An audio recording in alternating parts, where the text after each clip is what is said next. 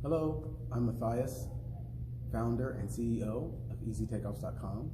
And today we're going to elaborate a little bit more about some support and backing that we talked about on one of our Easy Takeoff Easy Minutes.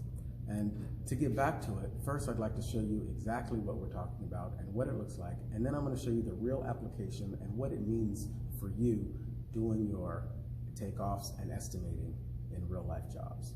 First, let me show you what I'm talking about here. This is a plumbing stud cabinet detail that some people miss, some people hit. And what it does is it talks about the reinforcing. It talks about the reinforcing for the plumbing waistline. And what it calls for is a backing stud that's 18 gauge. Okay, and this is the detail that it provides. This is what it looks like in actuality. What you can see here is you can see the outline of the studs and what it looks like. This is a 20 gauge stud. This is a 18 gauge stud. You can see the difference in thickness, but the widths are the same because we're using them in the exact same track. And if you notice here how you can see the shape of the stud, they're back to back. And that's what you see here.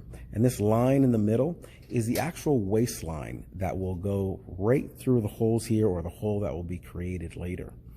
So this is what it's going to look like in real life from the top. And what I'll show you is what it looks like on the job site and why it matters so much to be able to notice and to put these things on the job site. Let me show you right now. So on the plans, we're showing what it looked like, and let me remind you that this is what it looks like, one sandwiched back to back with each other. And this is what it looks like in real life. You have the track down here, you have the existing stud that goes all the way up, and then 36 inches and below, you have an additional heavy stud that provides the support and backing. And the reason this is important to know and to realize when you're doing a estimate is, for example, on this wall, which is about 25 foot long, if you had missed it, then one, you wouldn't have the right materials for the job when you showed up, and later maybe you see the detail and you're like, oh crap, I gotta buy some 18 gauge studs and get them here and cut them.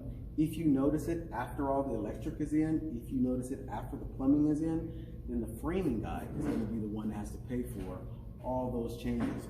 Everything that was here would have to come off. All the backing, all the electrical, everything would have to come off for you to add the additional support. That's why it's really important when you're working on estimates and doing your plans and your proposals to really get into the fine details.